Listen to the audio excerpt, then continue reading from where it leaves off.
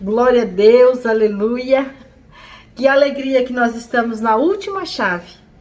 Hoje nós vamos falar da última chave desse estudo, que é claro que é a última chave do estudo que nós estamos fazendo, mas existe tantas chaves que o Senhor Deus tem liberado para nós. Eu quero assim agradecer a Deus por tudo que Ele tem feito por nós, por tudo que Ele tem preparado para nós nesse estudo. Eu sei que você aí recebeu de Deus uma porção diferenciada daquilo que você precisa nesse tempo para acrescentar, para prosperar. A nossa chave hoje é a chave da prosperidade. E eu quero aqui já começar dizendo que dentro desse nosso estudo, onde nós falamos das chaves, né, vamos revisar aqui que a gente falou da chave da oração, da chave do discernimento, da chave do conhecimento. A gente falou da chave da fidelidade, nós falamos da chave da santidade, falamos da chave da obediência, da chave da semeadura, da chave da fé, da chave da alegria e da chave da humildade, da chave da gratidão. E agora nós vamos falar da chave da prosperidade.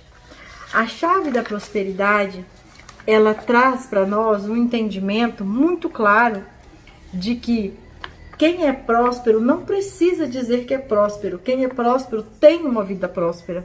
E o que é isso? Porque prosperidade, o que muitas vezes é confundido com dinheiro, não tem nada a ver. É a mesma coisa que a humildade não tem nada a ver com pobreza. E são duas palavras que muitas vezes são assim muito confusas e traz para nós um entendimento de uso errado. Quando se fala do pobre, falando de uma pessoa muito humilde, ou então uma pessoa muito rica, ela é muito próspera, e não tem nada a ver com isso. Assim como a humildade não tem nada a ver com a escassez do dinheiro, a prosperidade também não tem nada a ver com a abundância dele. Aqui eu anotei algumas coisas e vai dizer assim: prosperidade não significa dinheiro, mas que tudo o que você faz dá certo. Uma pessoa pode começar a prosperar quando ela entende que prosperidade não tem nada a ver com dinheiro. É a primeira coisa que vai fazer uma pessoa prosperar, é quando ela não põe o foco no dinheiro. É quando ela não pensa que tudo que ela fizer tem que dar um resultado financeiro. E aí o que acontece? Essa pessoa que quando pensa que tudo que ela for fazer tem que dar um resultado financeiro, provavelmente ela não vai alcançar isso. Por quê? Dentro desse estudo, uma coisa que eu aprendi, e assim na prática, como eu, vocês sabem que eu sou contadora, então assim no exercício da minha profissão, eu vejo muitas pessoas que levam uma vida calma e tranquila, e tudo que ela faz, todo negócio que ela faz, ela tem lucro. E vejo pessoas que levam tanto foco, que é tão mesquinho, que fala tão mesquinho assim, faz questão do centavo, que vai para cima do dinheiro, e tudo que ela faz, ela pensa no dinheiro, e que seguido está tendo prejuízo. Por quê? Porque o foco não está no processo, o foco está no resultado. E quando o foco está muito no resultado, ele pode perder fases do processo, pode perder o foco durante a jornada, no percurso do caminho onde você está pretendendo chegar. Então é um cuidado muito grande que nós temos que ter. Então eu escrevi aqui: ser uma pessoa próspera é uma jornada. Então é assim, você entender que você, desde do dia em que você tomou uma decisão de levar uma vida justa e reta, uma vida com comunhão com Deus, uma vida com obediência, uma vida com santidade, uma vida com alegria, uma vida com abundância mesmo de fé, o que vai acontecer? Você vai sabendo que no meio do caminho você vai ter processo, que no meio do caminho você vai ter dificuldade, mas que cada uma dessas dificuldades, desses obstáculos, dessas barreiras que vão acontecendo no meio do caminho, elas vão dando a você uma oportunidade de você rever o seu objetivo e rever o seu propósito, e vão dando a você também um amadurecimento para que quando você chegar no seu alvo, você está pronto para contemplar e celebrar aquilo que você recebeu. E quando o Senhor vê isso em você, essa disposição em agir, que é aquilo que nós estávamos falando lá, da chave do conhecimento, essa observação, essa análise, essa busca pelo que está acontecendo, esse feeling de entender os detalhes do que está acontecendo e ser grato por isso, vai trazendo para você um preparo, um suporte, vai fazendo de você uma pessoa que está amparada como num escudo, que vai vir os bombardeios, e você não é que você não está vendo os bombardeios, você está vendo, mas você não se sente atingido, porque quando vem igual no exemplo do guerreiro, ele está com um escudo, aí vem a flecha, mas a flecha, ele viu a flecha veio até ele, mas a flecha que chegou no escudo, ela caiu por terra, porque ela chegou no escudo e não pôde ultrapassar e não pôde atingir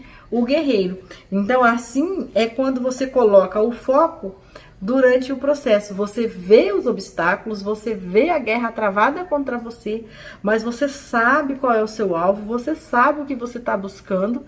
Então, você se prepara e você cresce. Então, você começa a usar, eu escrevi aqui, você começa a usar as armas certas. E quando você começa a usar as armas certas, aí vem o enriquecimento. O que é esse enriquecimento? A vida abundante. Por quê? Porque você sabe celebrar as partes. Você sabe celebrar as fases. Então, quando a gente faz vamos pegar um exemplo, uma faculdade. A cada semestre, a maioria das faculdades, né, nas gerenciais, por exemplo, você faz em 8 semestres. E aí, o que acontece? Quando você faz o primeiro semestre, você ainda não é o profissional, você ainda não está apto, mas você já celebra, porque você fala, puxa, agora falta só 7. Quando você faz o segundo, você já celebra mais uma vez. Quando você faz o terceiro, quando você está chegando ali do sexto para frente, que você já está cansado, que você já está desanimado, mas você já começa a se imaginar que não vale mais a pena, porque você já andou mais da metade do caminho, você recuar. E aí, com isso, você coloca um pouco de combustível em você mesmo, para começa a pensar na preparação da formatura, já começa a pensar na festa, já começa a pensar na possibilidade do aumento, enfim, cada um tem os seus objetivos e já começa a contemplar isso. E é por isso que as pessoas que começam uma faculdade e terminam uma faculdade, é por causa disso, porque a cada semestre elas puderam contemplar os ganhos que elas estavam acontecendo. Elas não tiveram dificuldade? Com certeza tiveram. Assim como aquelas que não conseguiram celebrar as conquistas daquele semestre, elas vão desistir. Por quê? Porque elas foram até uma altura, foram até um grau de dificuldade e foram vencidas pelo cansaço, pelo desânimo ou pelo descrédito da continuidade. E é aí então que a vida abundante não acontece, porque desistiu no meio do caminho, desistiu no meio do processo. E se você celebrar dizendo, já foi 1, já foi 2, já foi 3, você começa a se sentir como alguém vitorioso, mesmo que ainda o objetivo é o quê? É a formação acadêmica. Mas o fato de você saber que você já concluiu 1/8 já é um grande prazer para você. E é isso que dá para você o resultado de fato, porque você está celebrando no meio do caminho. Quando a gente lê aqui Romanos 8:28, que vai dizer assim: e sabemos que todas as coisas contribuem juntamente para o bem daqueles que amam a Deus, daqueles que são chamados segundo o seu propósito. E sabemos que todas as coisas contribuem juntamente para o bem daqueles que amam a Deus. Então aqui, quando nós lemos este versículo, muitas vezes esse versículo é usado assim, todas as coisas cooperam para o bem daqueles que amam a Deus. E parece que a gente pula essa parte do amam a Deus, porque todas as coisas cooperam para o bem, mas não é para o bem de todos. Porque não são todos que conseguem enxergar o benefício. Então, todas as coisas cooperam para o bem. É uma coisa ruim que aconteceu, um fato ruim. E aí entra aqui, você vai somatizar isso ou você vai ressignificar isso? Se você somatizar, isso não vai cooperar para o seu bem. Você vai ficar doente, você vai ficar frustrado, você vai ficar desanimado, você vai ficar fora da realidade daquilo que era para ter acontecido, para preparar você para uma fase melhor. Ao invés de você crescer com aquela dificuldade, você vai descer. Você vai se reduzir, você vai retroagir em vez de caminhar. Por quê? Porque você não deu o sentido que deveria dar para aquela situação. Então isso não contribuiu para o seu bem. Mas não é porque esse alvo veio para te reduzir, é porque esse alvo veio e você não teve maturidade, você não teve preparação para poder fazer aquilo que deveria ser feito. Então assim, Romanos 8, 31, 39, que é a sequência, né, desse versículo, vai dizer: que diremos, pois, estas coisas? Se Deus é por nós, quem será contra nós?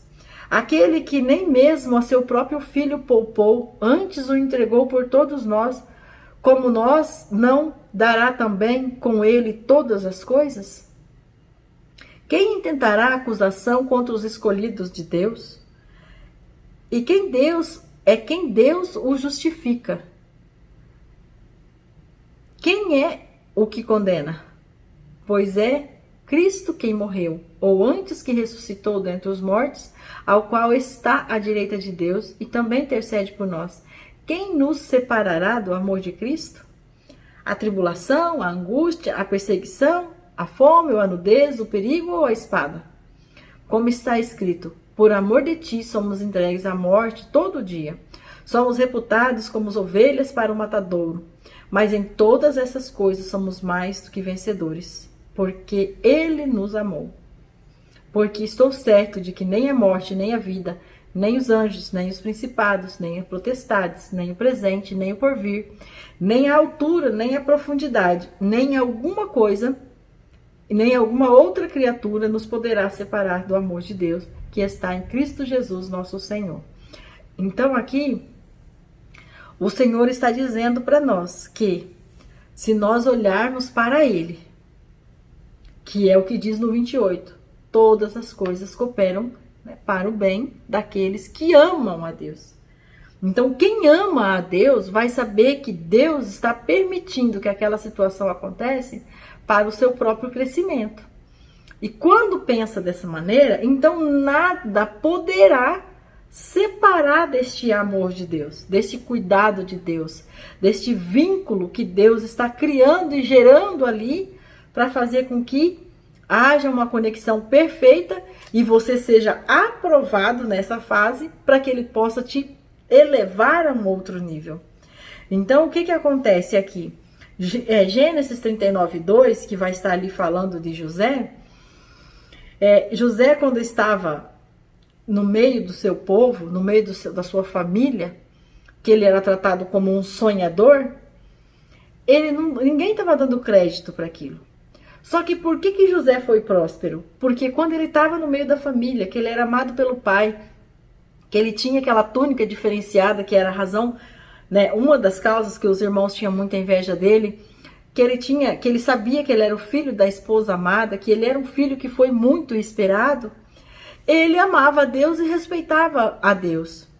Mas quando os irmãos dele lançaram ele naquela cisterna, venderam ele continuou amando a Deus e honrando a Deus.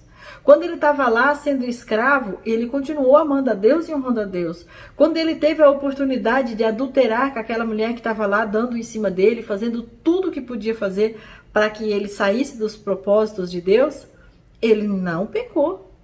Quando ele foi parar dentro da cadeia, ele continuou lá sendo um servo fiel a Deus. Tanto é que aquele carcereiro colocou ele como chefe ali dentro daquela guarda, dentro daquela prisão.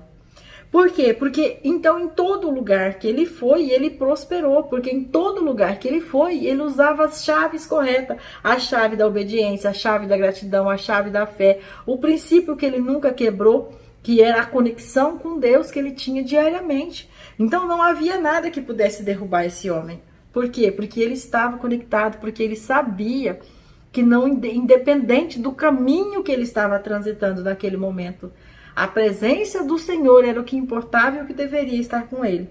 Então, Salmos 1:3 também vai dizer: bem-aventurado o homem que não anda segundo os conselhos dos ímpios, nem se detém no caminho dos pecadores, nem se assenta na roda dos escarnecedores. Antes tem o prazer na lei do Senhor, e na sua lei medita de dia e de noite. Pois será como a árvore plantada junto a ribeiros de água, a qual dá o seu fruto no seu tempo, e as suas folhas não cairão, e tudo quanto fizer prosperará. Esta palavra aqui do Salmo 1, eu acho ela muito maravilhosa, muito incrível. Eu oro ela na minha casa, eu clamo a Deus para me permitir que a minha família viva isso, para que nós venhamos a ter realmente esse discernimento, esse entendimento, para não se deixar cair no conselho dos ímpios e não ter prazer em participar de ambientes e momentos, em lugares e pessoas onde o pecado reina. Porque a gente sabe, a gente consegue identificar onde está acontecendo esse tipo de coisa. Mas às vezes a gente não quer ferir um amigo, às vezes a gente não quer ferir um conhecido, ou às vezes até mesmo um membro da família. E aí é um perigo muito grande. Mas quando a palavra diz que não se detém na roda dos escarnecedores, não se assenta na roda dos escarnecedores, que não fique dando crédito para isso. Então, e quando você está, ao contrário disso, tendo prazer em estudar na palavra, em buscar o conhecimento da verdade, você vai saber gerenciar isso sem intriga, sem confusão.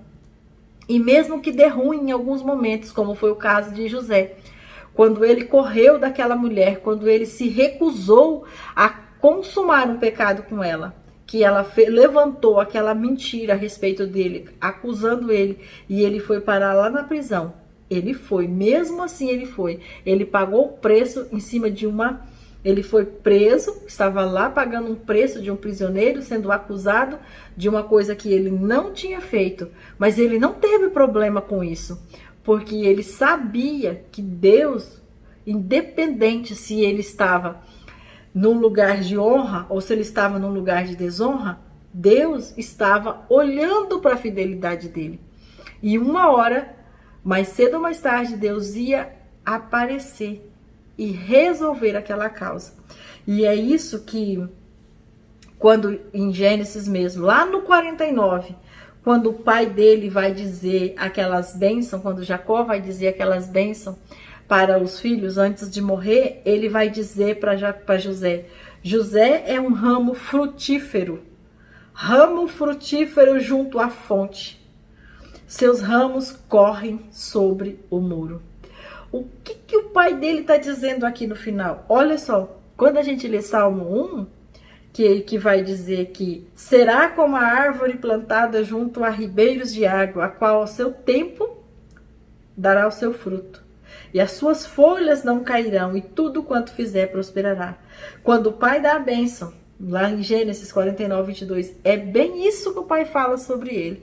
É como quem diz: meu filho, que tudo que tocou prosperou, que tudo que fez deu certo. Então, quando o pai está falando dele, que ali o pai dá nome, né? Coloca uma referência para cada filho. Quando coloca a referência de José, ele vai dizer que José é um ramo frutífero.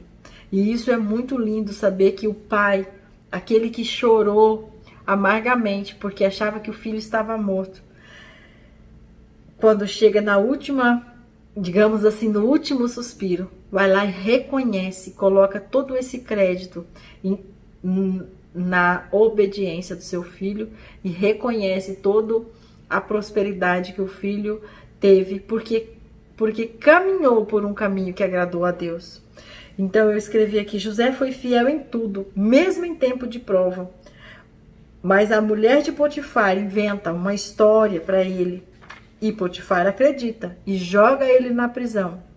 E mesmo assim, lá, ao invés dele reclamar, dele murmurar, dele se vitimizar, e mesmo assim lá, ao invés dele estar amargurado por tudo que foi feito, não, lá ele se comportou como alguém que sabia que mais cedo ou mais tarde Deus o iria justificar. E aí lá dentro da prisão ele ainda ganha um cargo de confiança.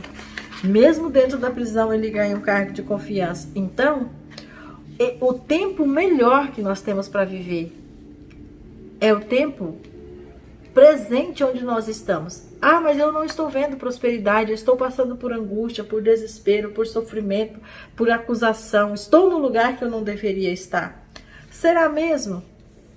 Será mesmo que você não está ali porque o Senhor quer que você esteja ali para que você aprofunde as suas raízes? Olha, Jó 17, quer dizer, Jó 14, 7 a 9 vai dizer: porque há esperança para a árvore que for cortada. Ainda se renovará e não cessarão aos seus renovos. Se envelhecer na terra a sua raiz e o seu tronco morrer no pó, ao cheiro das águas brotará e dará ramos como uma planta. Até na imagem do nosso estudo, que eu coloquei um tronco e um broto, né, saindo do tronco. É exatamente neste propósito, desse estudo que nós estamos fazendo. Se nós, ao invés de somatizar as dores da nossa rotina, as tristezas, as lamúrias, nós acharmos um jeito de, em Deus, ainda hoje eu fui confrontada numa pergunta que uma pessoa me fez, que perguntou assim para mim: você está bem? Eu falei: sim, eu estou bem. Você está bem mesmo? Eu falei: sim.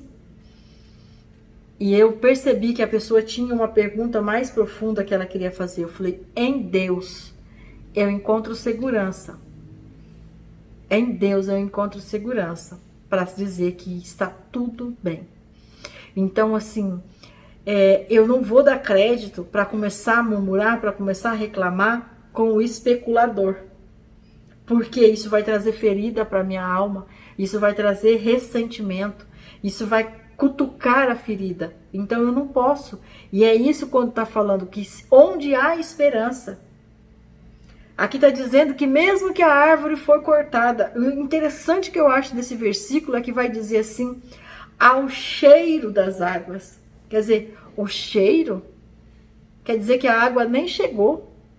O fato da água estar por perto, já vem a umidade, sabe? A presença, quando fala assim, o cheiro, o exalar o bom perfume de Cristo. Então veja bem, só por você estar num ambiente que aqui volta, de não se assentar na roda dos escarnecedores, que se você começa a frequentar lugares onde a presença de Deus está, onde tem pessoas que estão procurando a presença de Deus, mesmo que você está ferido, está triste, você já está fazendo uma escolha de procurar a presença, de estar na presença.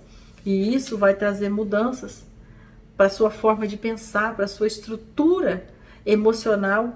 E isso vai fazer com que você se torne, ao invés de uma planta que vai só secar mesmo, que você vai trazendo perfume, que você vai trazendo cheiro da presença de Deus para você, e isso vai modelando o teu pensamento, isso vai modelando as tuas emoções e trazendo um novo vigor. E eu coloquei aqui, como numa profecia: eu sou um ramo frutífero que prospero na minha vida pela direção de Deus. Tudo o que está travado, o Senhor destrava. Os atos de bênção são dobrados. Quando há obediência, as alegrias são dobradas. Mesmo quando com nossas falhas e nossas limitações, Deus nos ajuda e muda a circunstância. Deus se apressa em fazer o melhor por aqueles que nele esperam. Eu sou brasa viva no altar de Deus, quer dizer que eu estou ali todos os dias me aquecendo em Deus, procurando me aquecer em Deus, porque eu preciso ver a presença de Deus na minha vida, na minha casa, na vida dos meus filhos, na vida do meu esposo. Eu quero prosperar em excelência naquilo que agrada a Deus. Eu não quero fazer algo dizendo que é para Deus de maneira medíocre. Eu quero fazer algo de excelência, algo que pode trazer para mim uma chave onde eu tranco todas as portas que o inimigo tenta entrar, onde eu possa fechar tudo isso. E é isso, quando eu vou fechando todas as portas que o inimigo pensa que tem direito de entrar ou de arrombar, quando eu vou fechando tudo isso, significa que eu estou abrindo Cada vez que eu fecho uma porta de coisa ruim, eu estou permitindo que uma porta de coisa boa se abra. E isso vai gerar abundância de vida para mim. Quando eu fecho a porta da tristeza, eu estou fazendo o quê? Abrindo a porta da alegria. Quando eu fecho a porta do ressentimento, eu estou abrindo a porta de um sentimento de amor, de perdão, de respeito, de cuidado. E aí, quando eu faço tudo isso, olha aqui, ainda falando do Gênesis 26, 12, que vai dizer: e semeou Isaac naquela mesma terra e colheu naquele mesmo ano, sem medidas, porque o Senhor o abençoava. Aqui também, quando você lê, você pode ler, porque nós não temos tempo para ler todo, né, as referências, mas quando você lê todo o capítulo 26, ali vai falar o quanto de coisas que estava acontecendo. Mas Isaac, ele foi prosperando. O quanto de pessoas que tentaram ali naquele lugar e não estava funcionando. Mas porque o Senhor o abençoava, quando ele foi lá e plantou, quando ele estava naquele lugar. Então veja, não depende da história do passado, depende da presença de Deus estar em você, naquele lugar, naquele momento, ali a bênção vai acontecer. Então, eu escrevi mais aqui, o Salmo 27, 14. Espera no Senhor, anima-te, e Ele fortalecerá o teu coração. Espera, pois, no Senhor. Salmo 27, 14, que vai dizer para você, no meio do caos, no meio da situação de dificuldade, você pode sim entender que a prosperidade está acontecendo naquele momento, mas eu não vejo, não estou ganhando nada, nesse momento eu só vejo prejuízo. Não existe só prejuízo. Você pode olhar para o outro ângulo, troca as lentes dos seus olhos, muda a visão, que você vai encontrar que há sim. Não existe perca sem ganho. Vai haver um ganho em algum lugar. Foca no ganho. Foca no ganho. Aproveita o processo, curte a jornada, que você vai entender o que é prosperidade. E aqui Jó 42, 1 e 2 vai dizer: então respondeu Jó ao Senhor, dizendo: bem sei eu que tudo podes e que nenhum dos teus propósitos podem ser impedidos. E quando ele dizia isso, ele estava dizendo o quê? Que não há nenhum tipo de sofrimento que Deus não possa vir e recompensar. Não há nenhum tipo de perca que Deus não possa vir superabundar de graça, de restituição. E se nós focamos nisso, olha o que diz Josué 1,8. Não te aparte da tua boca o livro desta lei, antes medita nele de dia e de noite, para que tenhas cuidado de fazer conforme tudo que nele está escrito, porque então farás prosperar o teu caminho e serás bem-sucedido. Então, o segredo desta chave da prosperidade aqui é você obedecer todas as outras chaves que nós já estudamos, é você respeitar todas as outras chaves que nós já estudamos, porque se você fizer isso, você vai orar, você vai ter discernimento, você vai ter conhecimento, você vai ser fiel, você vai ter santidade, você vai ter fé, você vai ser alegre, você vai ser obediente, você vai ter um monte de outras coisas, que essas chaves que eu estou dizendo aqui não são só essas. Isso aqui foi um exemplo do que estava servindo para mim neste momento. Você vai aprender a semear, você vai aprender a ser grato, você vai aprender a ser humilde.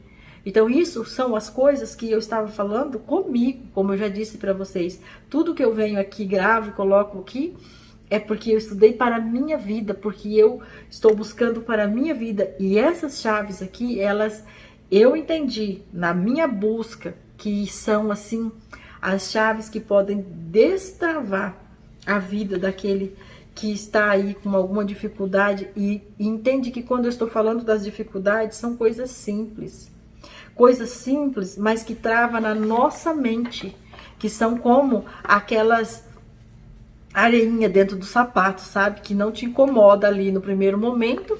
Você tá percebendo, mas não é uma coisa que pode te fazer parar. Mas no final do dia, se você for olhar, você vai estar com o pé ferido. Muitas vezes já vai estar sangrando. E o que que tinha lá? Um grãozinho de areia. Mas você não tirou na hora que ele começou a incomodar, porque não incomodava muito. E é isso, por causa disso, que a gente começa a somar. Porque você chega uma tristeza, você coloca ela ali. Chega um ressentimento, você coloca ele ali. Chega um maltrato, você coloca ele ali. Chega, daqui a pouco você tá com um fardo tão pesado. E você já nem sabe o que é que está pesando tanto. É em nome de Jesus que hoje, com essa nossa chave, que fecha nas 12, nós ainda temos, né, alguns dias de estudo, que agora eu vou fazer as comparações e as conclusões de chave com chave e de aplicação para fechar nos nossos 21 dias de estudo.